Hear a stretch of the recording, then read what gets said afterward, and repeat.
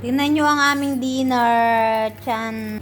Ano ito, dahon ng saging. Tapos yung laman niya is glutinous. Parang ginawa niyang tupig.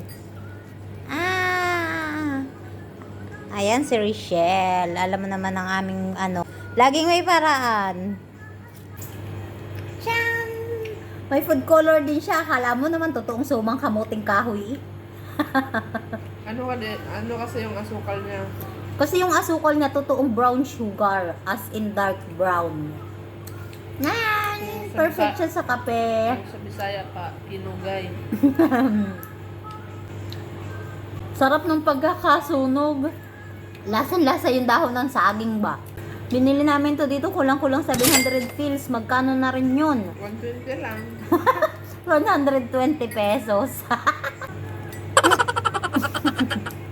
Bel si Leia eh. So itong chef, sa wakas, nakasama ko rin pagkain. Ang ating bagong opera. O trivia. Nagpa-opera siya dito ng ganito. Ng goiter niya. Tingnan nyo. Ang bilis lang ng process. Mabilis lang. Hindi na siya nakaramdam ng takot. Pag mangangadong minor, ang dali lang magpagamot dito. Pagpapagbunot ng ngipin, ay sobrang dali. Mas bet ko dito kasi yung isang anesthesia, ilalahat yun sa'yo. Kaya hanggang dito, yan, wala kang pakiramdam. Yun ang kagandahan dito sa Kuwait. Kaysa dyan sa Pinas. So anyway, ayan.